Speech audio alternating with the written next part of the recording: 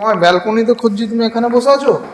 আমি ব্যালকনিতে যাইনি গো, ঘুম থেকে উঠে শরীরটা ব্যাজ ব্যাজ করছিল, ওয়েদারটা ভালো ছিল না, ওই জন্য আর যাইনি ও আজকে। আচ্ছা, অ্যাকচুয়ালি আমি তো বাইরে ছিলাম, তো এত সুন্দর কোকিল ডাকছিল না, বেশ ভালো লাগছিল। হ্যাঁ, ওই জন্যই আমি দাঁড়িয়ে থাকি, খুব ভালো লাগে। মেন ব্যাপার হচ্ছে বলো তো, কোকিলের আওয়াজটা শুনলে না যেন মনে হয় ভগবান যেন সমস্ত কিছু ওর গলাতেই দিয়েছে, এত সুন্দর না লাগে। গো, ভগবানের বিচার সবাইকে সমান। কারণ এরকম- দেখো একটা কথা, কোকিলকে ভগবান গলার আওয়াজ দিয়েছে, তো রূপ কেড়ে নিয়েছে। আবার ময়ূরকে রূপ দিয়েছে, তো তার গলার আওয়াজটা শুনলে ভয়ঙ্কর লাগে। তেমন মানুষকে ইচ্ছা দিয়েছে, সন্তুষ্টি কেড়ে নিয়েছে। আবার সাধুদের সন্তুষ্টি দিয়েছে, কিন্তু কোনো কিছু সব কিছু ভোগ করার লালসা তাদের থেকে কেড়ে নিয়েছে।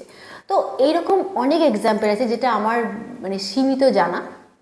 তো ভগবানের মানে যে ইয়েটা আছে, সবাইকে সব কিছু তো দেয়নি, কিন্তু এক একজনকে স্পেশাল করে এক একটা দিয়েছে। তো সেরকম কোকিলের আওয়াজটা মানুষের মনে টেনশন চলে যায়। তো এটাই, আর কিছু না। ভগবান সবাইকে সমান চোখেই দেখে, সেই মানুষ হোক পশু পাখি হোক, মানে কোনো রকম ডিফারেন্ট তার কাছে নেই। অন্তত আমরা কর্মফল হিসেবে তো জন্ম নিই, কিন্তু ভগবানের কাছে আমরা সবাই সমান। বাহ, এইটুকু সময়ের মধ্যে বেশ ভালো বোঝালে তো। ওই সত্যি যেটা এটা জানার দরকার ছিল কিন্তু। বাহ, খুব সুন্দর মেসেজ দিলে, একটা দারুণ। বসো, আমি চা করে আনছি। আচ্ছা, হ্যাঁ। এত সুন্দর, মানে এত অল্প সময়ের মধ্যে এত সুন্দর জিনিসটা বোঝালো, ভালো লাগলো বেশ, বলুন। ঠিক আছে, চলুন এবার চা খাই, একটু রেস্ট নিই, এইমাত্র এলাম বাইরে থেকে। বাই।